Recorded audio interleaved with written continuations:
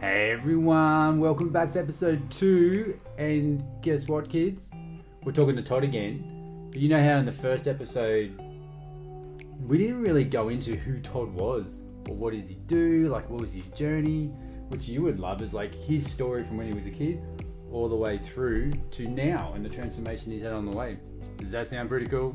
Yes. And did you like being in episode 1? Yes. And are you excited about being in episode 2? Yes. Alright, do you want to say, let's play the episode? Let's play the episode. Good job. See ya. Hey everyone, I just wanted to put in a quick trigger warning for whoever's listening. We get into some pretty deep conversations on this podcast episode. We talk about psychedelics, we talk about self-harm and a few things and how Todd's journey through that was where he is today. So it's a good conversation, but putting it out there that there's a little bit of could be a few triggers throughout the podcast. If you need help or want help in a direction of where you need to go to find help, we've got in the show notes links for where Todd is in the US, links for in Australia where you can go seek help. And if you have any questions or would just like to talk to either Todd or I, there's links to our socials where you can message us directly, and we would love to have a chat. Please don't feel like you're alone. Go seek help. Hey everyone, welcome back. Episode 2. And the biggest feedback we got from episode 1 was, funnily enough, it's got a question like, who the fuck is Todd? Like, who's Todd? So I thought, well, it makes sense. Let's just talk about Todd. So I'm going to put it straight on you, mate, and just say, who is Todd? Who are you? Give us a little bit of a rundown. Like, what's been your journey? What kind of stumbling blocks you've overcome? And we'll kind of riff off it as we go, which is kind of cool. I'm kind of excited because it's just going to lead wherever it's going to go. It's okay, go. Well, who is Todd? Man, going back to, grew up in a small town in upstate New York. I think in hindsight, my parents did a good job of like sheltering me from certain things, from the world in general. There's a lot of growing up I had to do and maturing as time went on, but we'll get to that. Really a lot of my memories, I don't have like a ton of like specific memories, except like sports was a big part of my life. My father, just drilled that in there from, at a young age all the way up. And I happened to be, I had an inclination for basketball. I was a ball boy for like the 8th grade for like 4 or 5 years. So I was around it, and then, it just made sense to me.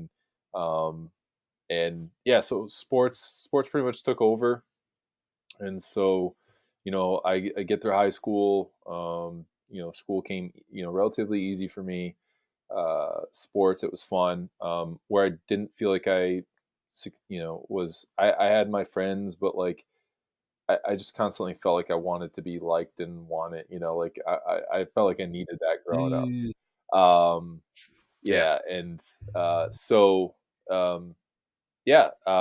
I think one of the biggest kind of turning points in my life was, I was really, what I wanted to be was like, I wanted to be a math teacher and I wanted to be a coach. And I figured being a math teacher, obviously I was in the school system, so I'd be close to any of the sports, ideally basketball, and become a coach. So I could, and really what I wanted to do was connect with the kids on an educational level, but also, be able to help them in, the athletic world. And so, but there was something that happened. So 2 years into college, I fortunately got the opportunity to go play Division III college basketball. And Nice. Well, compared to it's probably like professional level in Australia, Division 3 in America. But yeah. So I got the opportunity, and that was really awesome.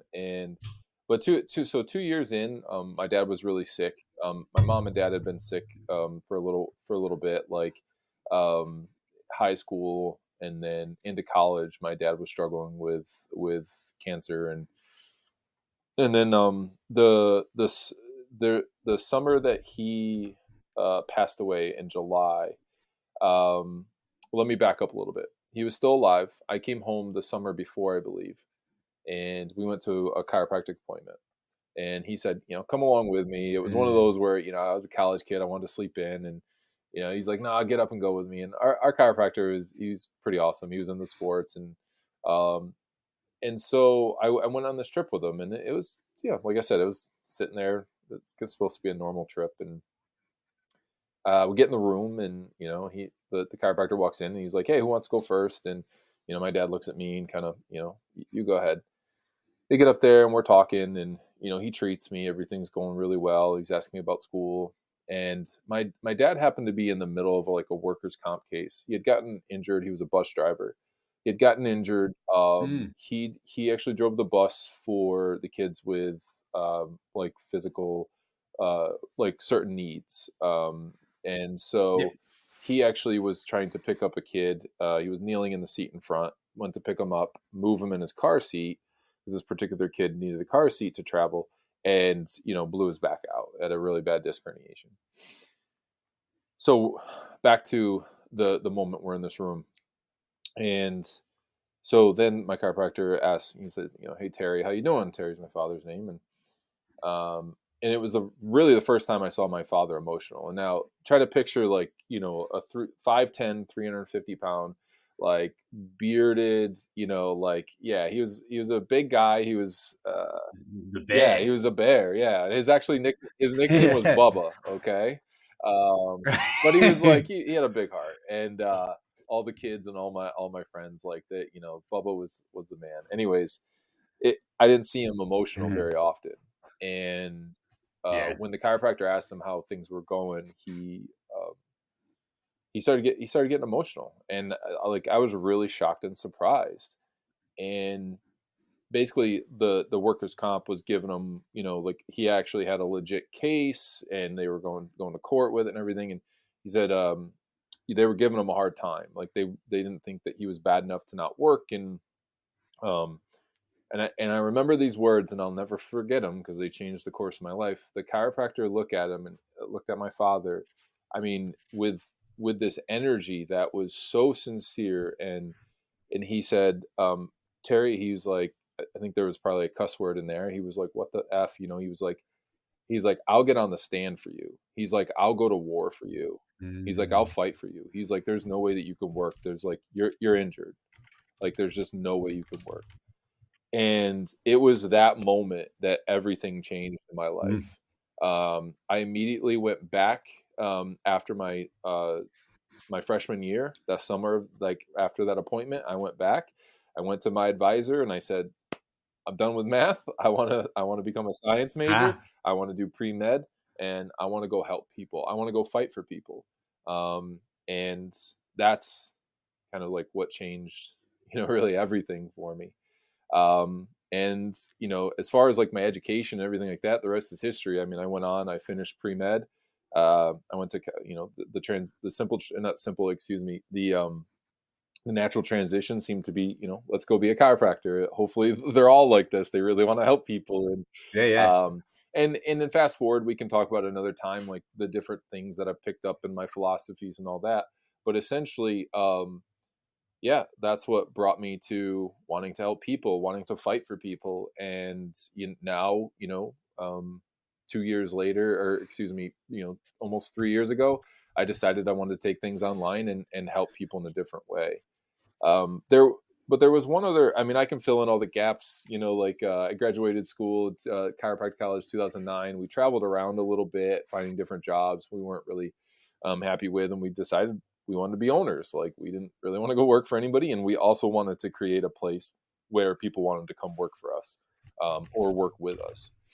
And so we buy a practice in Massachusetts, and about three years in, my wife is pregnant with our first son, Mm. and Yeah. yeah, but at the same time, Yeah. I am going through some of the darkest stuff I've ever been through, and I don't know why I'm going through it. I Hmm. was uh, I didn't go see anybody, but if I had, I would imagine I'd be labeled or diagnosed with depression. I was also having some like suicidal ideology, and it scared the shit out of me. I was waking up every day, and it was like to get out of bed, just to get out of bed and go take a shower, just felt like something so insurmountable. Like I just couldn't do it, and it took me all the strength I had to do that. And then I would just go sit on the couch until we had to leave. And I would make it through the day. I would still be treating people. I would make it through the day. And then at the end of the night, I would figure out a reason to stay here for an extra hour or two, just avoiding going home, and get home and just kind of sit there. And actually during the time, I was using cannabis a lot to like cope, because it was really hard to be in my own head. And it was, yeah, it was just super difficult and I didn't really understand it. It's like, I have this beautiful wife and a son on the way. I have a practice, and there's something that is just not sitting right. And I don't know where it came from. I didn't feel like I had any reason to be upset or depressed or anything like that. And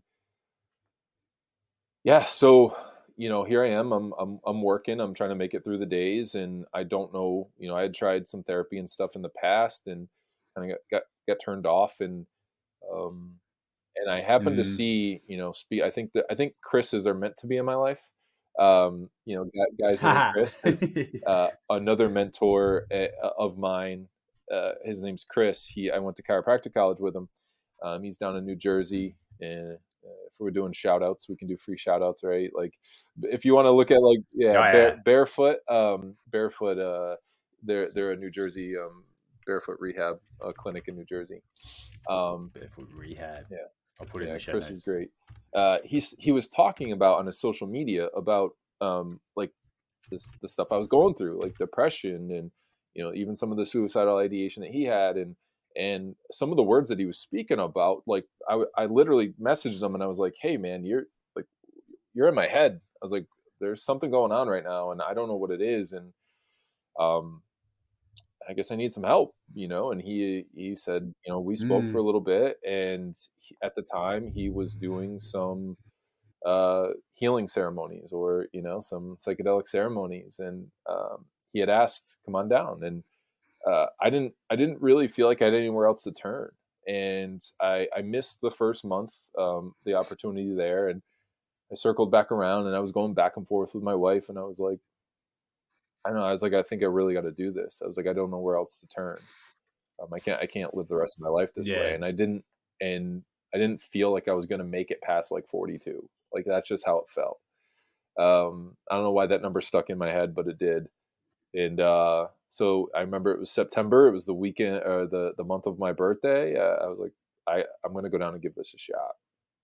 And what an experience. And it really showed me, it woke me up. I'll say 33 years like being asleep in this world was it was it was an awakening of sorts.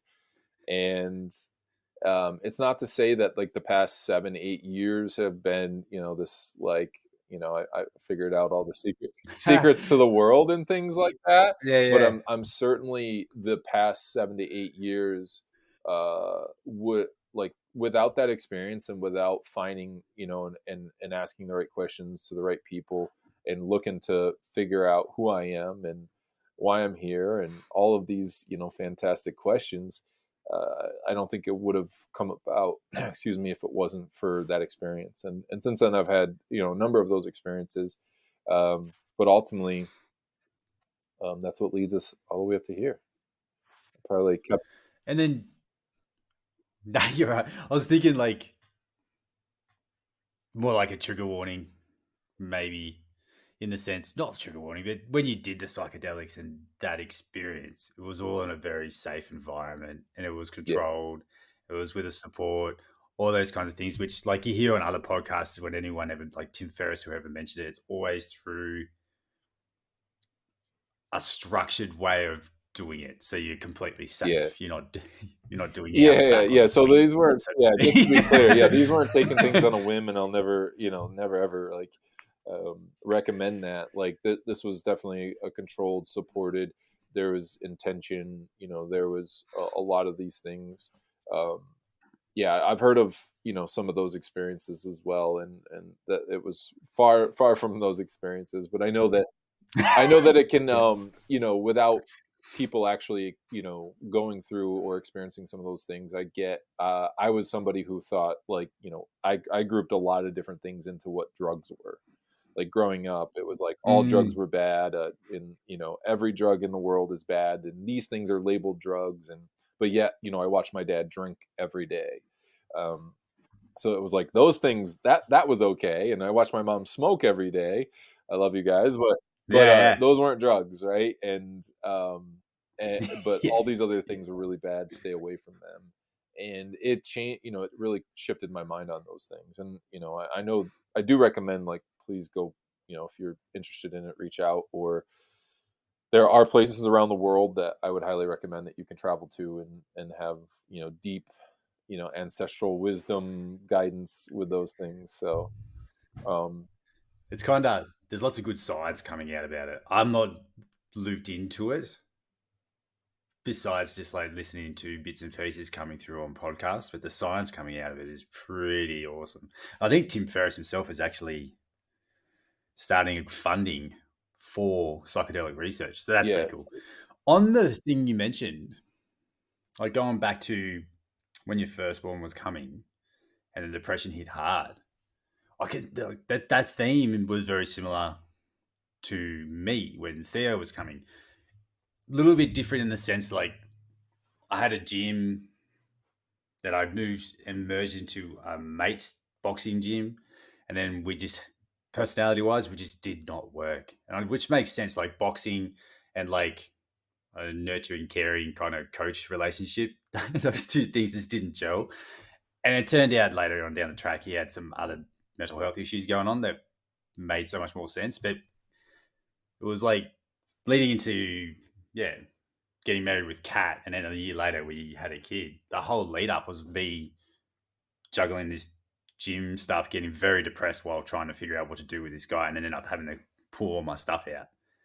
And then we got married a month after I shut my part of the gym, and then figuring out how to go online. But yeah, the theme was the same. And I was kind of, when I journaled it, let me know if this rings true to you, but when I was journaling, it was like, we talked about grief the last call. And it was almost sort of the same thing of like, I was really scared to let go of who I was to become a dad. And then also the unknown, which is what I try and lean into now, is the unknown a little bit. Like, I'm not going to, like, I will figure it out, but I don't know the path. But back then I was like, I have no idea what I'm going to do. And then for me, I think a lot of it come through as like, am I going to be like my parents? Like, there's good traits from my parents, and there's also really shit ones, like all parents. Like, we had that. I think everyone's got that story, but there was definitely ones that I didn't want to bring through, and I was very concerned that they were. So, like, was that kind of what you were going through too? Like, this whole thing is like your whole world's going to be flipped upside down, and it's like, I don't know what it's going to be. I honestly, I don't know that there have been like fleeting moments of those thoughts, but until you spoke about it yourself, I don't think and maybe people saw like the wheels turning. I don't think I thought about it that way until you were sharing what you were sharing, and I believe that was a big part of it. Especially grief for a number of things. I don't believe that and I have through some of like the healing ceremonies that I've done, but I believe I also had about, let's see, at that time, I'm trying to remember, let's see, it was 20. So 13, roughly 13 years of grief built up from the loss of my father. I don't think I properly Yeah. grieved him, and what he meant to me. Mm.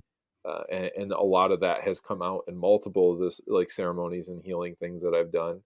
But I think you're absolutely right, because one of the things I left out that was another like pivotal moment for me it was in during the time that I was experiencing this depression. Was it was at so I was still experiencing it when Chase was born. And I remember, so now we're about Mm. 6 months in, whenever they start to go on their tummies, right? You try to give them tummy time and just let them hang out there so they can build up like their back and, you know, Yeah, straight away we go to like training yeah, stuff so they can build up their back and all lift that. up So their everyone's hands, like, but we just put just them on put their it, yeah, tummy. yeah. So yeah, and I got down on the floor and I'm looking like into his eyes because he's got it, he's kind of slightly lifting his head up and stuff, and honestly, there was a moment where it felt like it was forever, and I looked into his eyes and I saw like a lot of my past. I saw this Hmm. future, and this is where that like the number 42 stuck out, and I saw what was going on right now, and there was something inside me that said, if you don't take care of yourself, you won't be here like when you're 42 or after 42. Like there was just something that, and I don't know why that's always stuck with me. And that was the moment that like really woke me up. Oh, and it was a quick reminder of like getting up and down from the floor. I could feel like my joints and my back, and like I wasn't taking care of myself at that time. And so there was this moment where we locked eyes that completely changed everything. And getting back to your question, yes, there was a lot of grief because there was a lot of, like you said, aspects of like my parents that I loved and adored. But there were also a lot of things that I found out later on in life as I did more healing and stuff that still I carry. Sometimes it's in the way that I respond to things, the way that I show up for my kids. I hear my father's voice. I feel not like how he was with me and possibly how his dad was with him, and it's harsh. It's a harsh voice, and I'm working Yeah. really hard to calm that and approach, particularly Chase, my oldest, because I feel like throughout his early years there's a lot of stuff I've already projected onto him, and I'm working really hard at showing up as a different human so that way I can help him in this process unlearn all the things that I've already kind of transplanted, if you will, or already imprinted on him. And it it it's a struggle. Like it's a struggle because there's not only do I have to show up in those moments and be different than how I was shown, but also provide space for myself to process it when I'm not being who I want to be in that moment because of the past conditioning and things like that. So, but yes, going back to your question too, all of that moment with my son, I believe was a part of that grief process of like, you've got to get your stuff together. Like this is not who you want it to be. This is not how you want to show up in the world. And if this continues, then you're not going to be able to play with your kids. You're not going to be able to, have that freedom to enjoy life and show them what life is all about. Because I don't want to be a hypocrite in that sense. I want them to know and be shown by their mother and I that we walk the walk and talk the talk, walk the walk. So yeah, if that makes Okay, yeah. sense. And then and I'm like that first psychedelic session was kind of like a circuit breaker. What was the process coming out of that, like to get you back in alignment? Like I think we were talking about not on the call last time, but some other time, like getting back to baseline. What was the stuff you kind of put in place to get yourself back after that first Yeah, psychedelic session? great question. A lot of the basics. It was going to bed, taking the TV out of the bedroom. Started with simple things I like know that is that. insane. Like people will fight Yeah, us on that so much. It's like it's my one-on-one time with my wife. I'm like, no, is it yeah, though?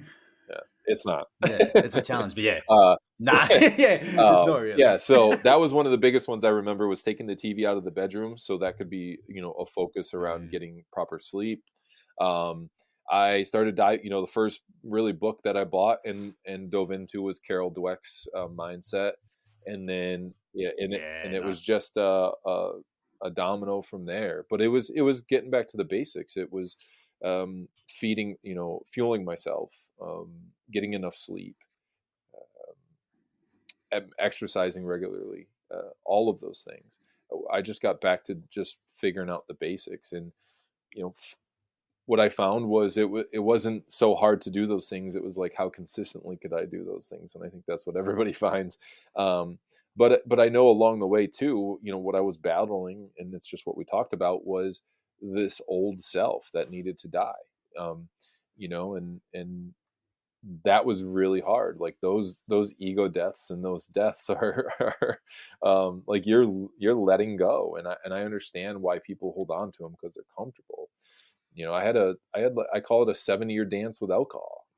This year will be, in October, will be 2 years alcohol free, but it was like a dance.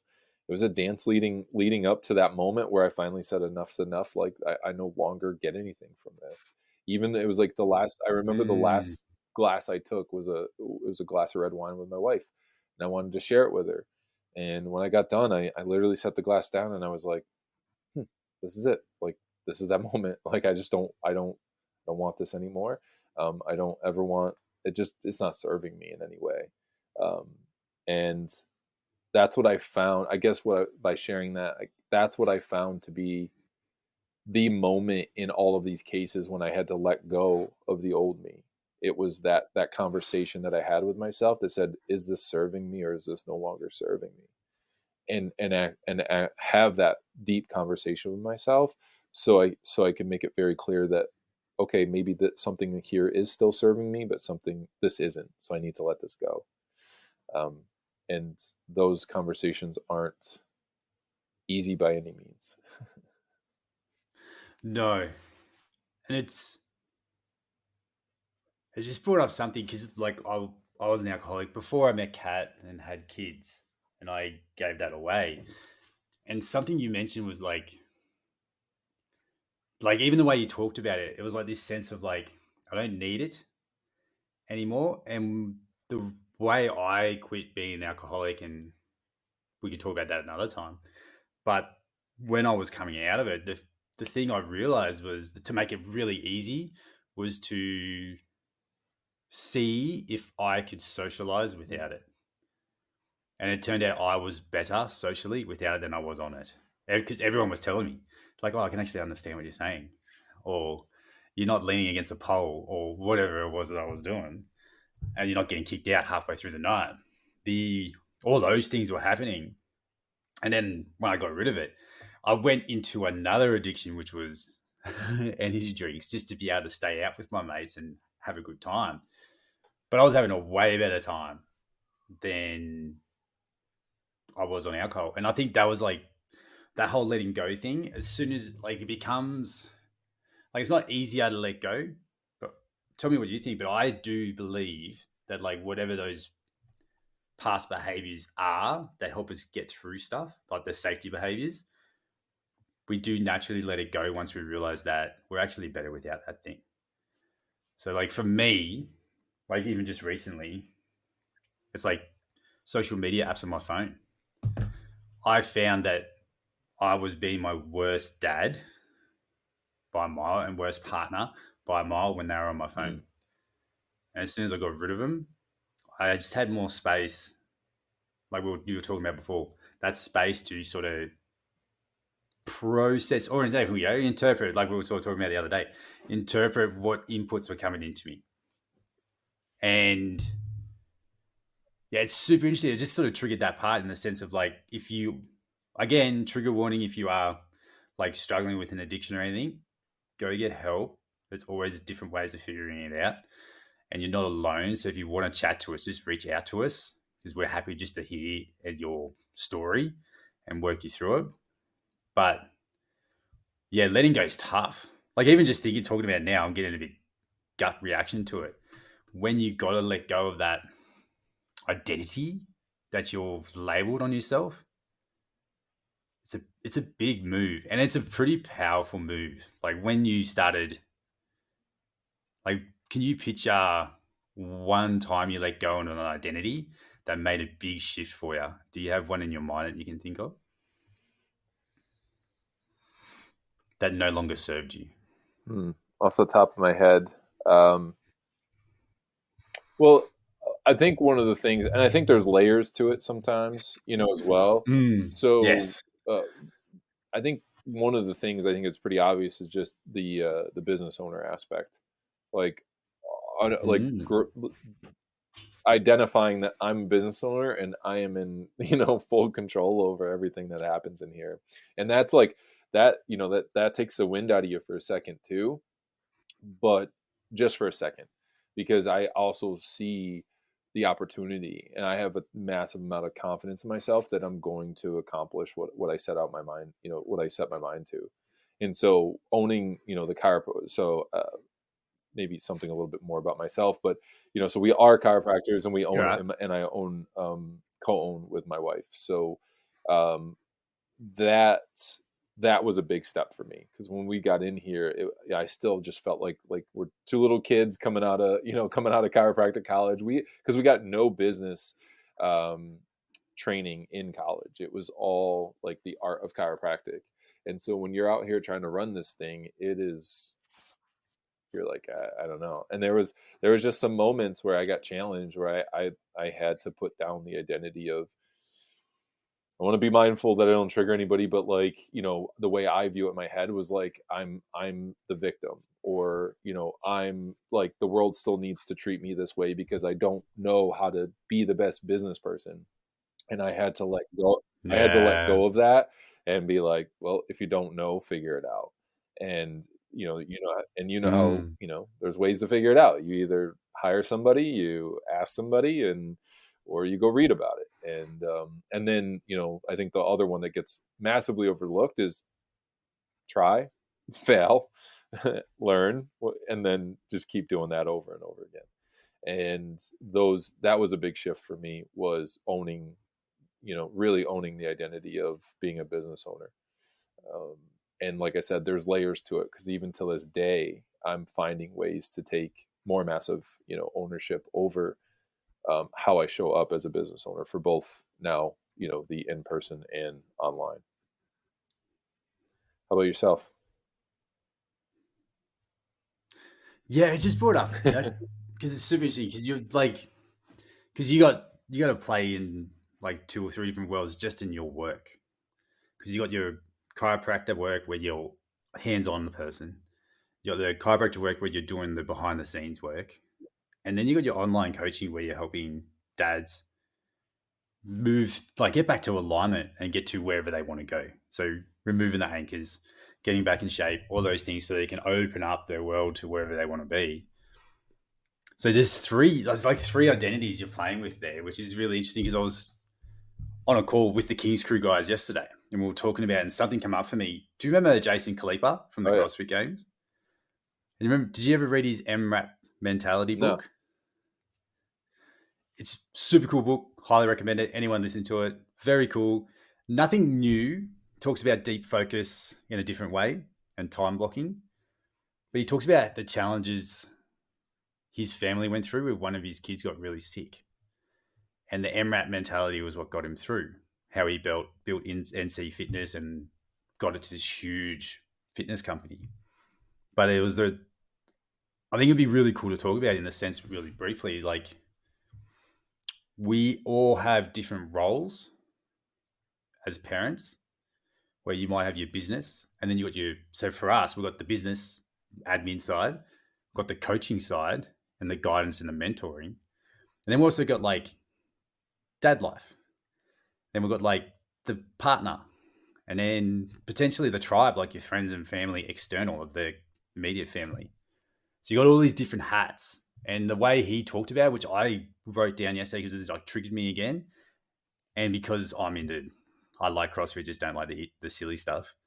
The AMRAP mentality just sort of was like, oh, that's what I need to sort of word it, in the sense of you go all in on that one thing in that one moment and be hyper focused. And so you can transition to the next one and do the same thing. Like typical, like guys are pretty bad at multitasking anyway. So it's probably going to suit, it's going to suit us dads way more. But the kind of what you were saying just sort of brought that up, in the sense of like not having too much crossover. And like the way I kind of set up, I was just going on a complete tangent, but the way I'm trying to set up my perfect average day is I play in each world in very particular chunks. And it kind of works like that, where I knock off at 2:30, brain dump everything, and then it's just dad mode and being a good partner, which sounds really weird. Being a supportive partner to Kat for the rest of the afternoon. That's generally how I try and set my days all the time, only because we need to do it that way because of Kat's work and everything. But that AMRAP mentality, I think, is just like is a really useful thing. So anyone who's listening, I recommend it for you too, Todd. Like, have a read of the book because it's super powerful. But it just talks about like going all in on that thing you're doing right now and be hyper focused. So if you with your kids, you're all in with your kids. And the one thing for me is like going on date nights with Kat. It's dropped off heaps. So I need to start dating my wife again because I haven't been all in on that. Like we've been doing the supportive thing, the fair play card game to sort of divvy up the roles for each of us, so we're not overloaded cognitively as a running the family.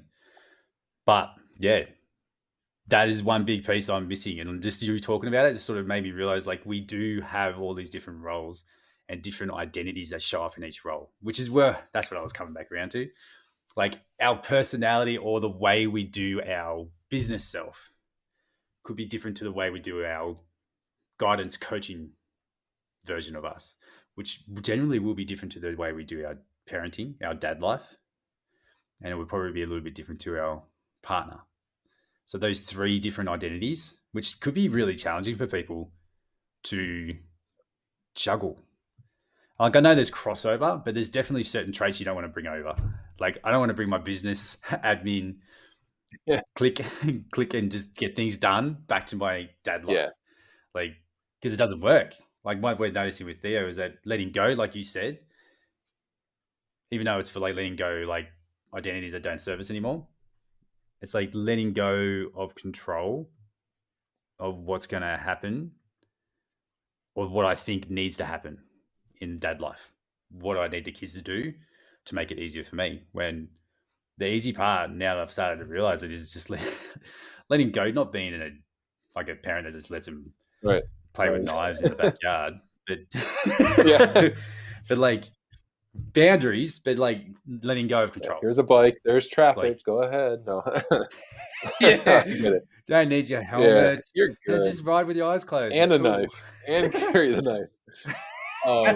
No, I get. Yeah, it's. But I think something I've been trying to work on too is there are these kind of hats or ways that I feel like you got to show up in business, right?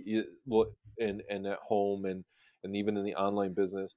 But what I feel like I'm trying to get to is, and this happened during like the process of like getting rid of like these like identities and things that didn't serve me. Because one of the things I had to wrap my head around was like, there was a moment where I said, you know what? I feel more drained energetically. And I feel that way because I feel as if I'm showing up as a different person in all these different crowds. I have like, and this was when I was going through like the whole craft beer scene. I felt really like at certain times, like I was like all the new breweries and this or that. Like there was, I think during that process, I felt really inauthentic. And there was a moment where I had to like let go of that. But it was during that time period is when I had to recognize that, oh man, I was like, if I go hang out with like my sister and my brother-in-law, I'm a big drinker and I'm this person. And then when I, go to these events or go to these breweries, I'm a drinker and, this. And then I come back to, like the work that I do as a chiropractor, and I'm supposed to be this person who's teaching people about health and how to live a healthy lifestyle. And that's where things clashed for me. And that's where I had to ask myself, how is it that you want to show up in the world? And what I'm getting at with what you shared is I find I fight less with, I don't have that fight in me because I'm trying to figure out, and I think it goes back to the very first question of like who you are.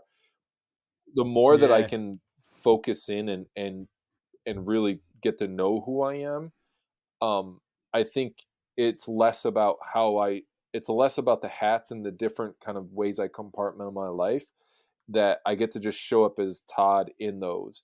and then I get to take the characteristics of being a good business owner, of being a good coach online, of being a good partner. And that one is even, I just being, I don't think, yes, being a good partner, because I think there are ways, like whether you're trying to understand their love language or how to communicate better. But all in all, I want it to come from a place of like, who is Todd, and how does Todd want to relate, or have a relation with each of those things. And when I can get really still and know who I am, and show up in those ways, I find that flow and that AMRAP mentality is a lot easier to sink into, if that makes sense. So hopefully I want to make sure I'm articulating that well, but I want to make sure I want to come more from a place of like, this is who I am and this is how I show up in each of these compartments.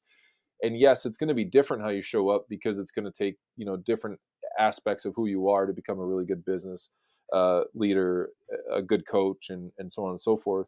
But I still want to, deep down at the core, be Todd, and understand who that person is and how they learn and grow into being a better human, and then how that human shows up in all those different worlds, if that makes sense.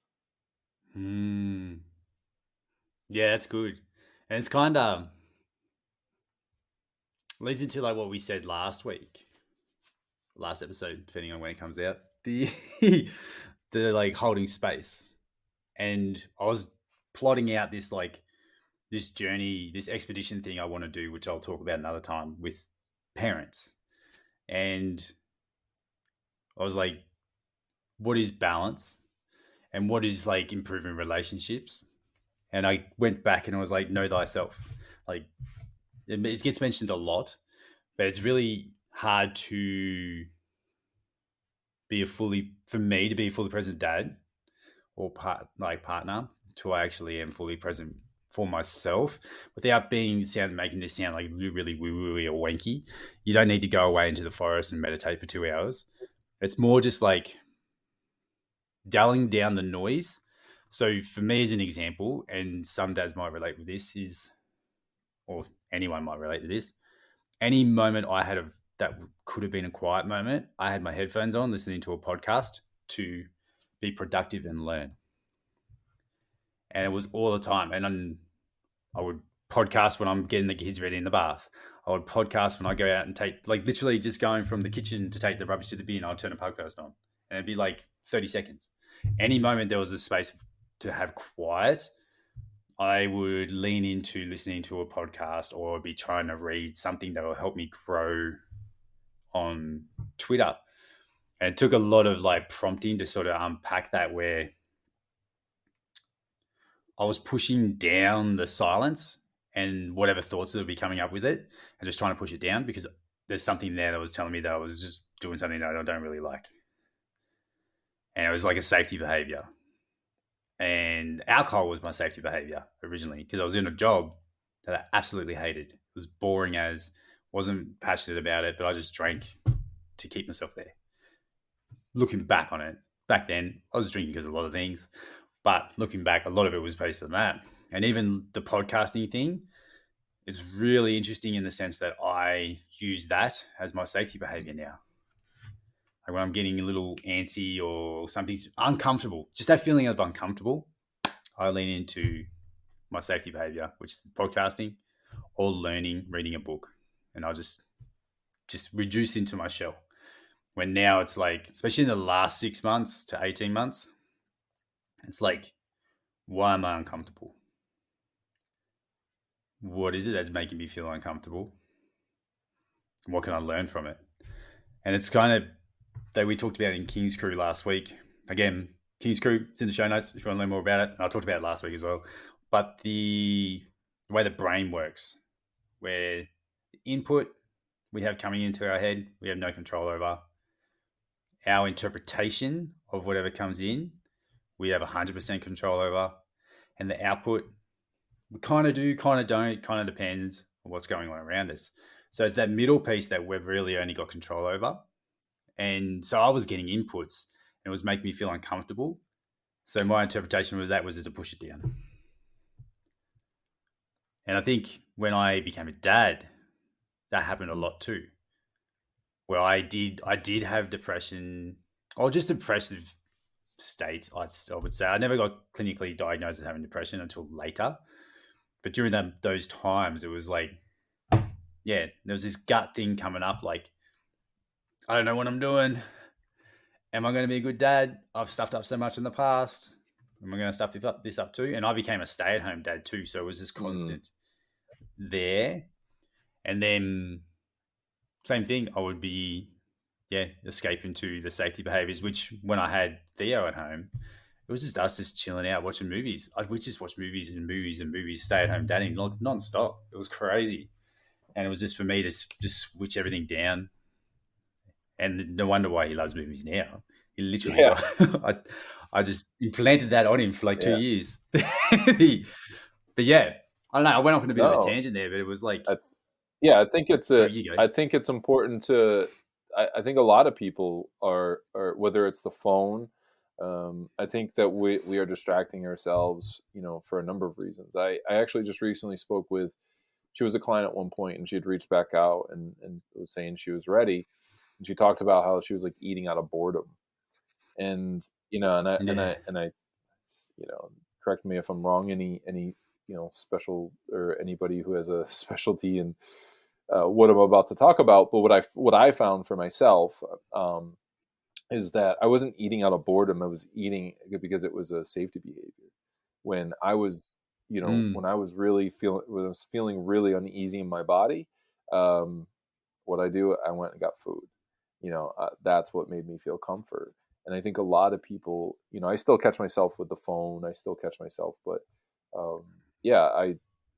the cannabis at the time, when I was going through my depression was that safety behavior. And now I look back and I thank it, because I don't know that I would have gotten through without it, without numbing me a little bit to some degree or something, but, yes. like, I was going to talk about that too. There are these things that have helped us cope. I think when people look back, I'm not saying that we need to thank alcohol or whatever it is. It's just, I became much more appreciative of like the experiences that I went through, instead of looking at them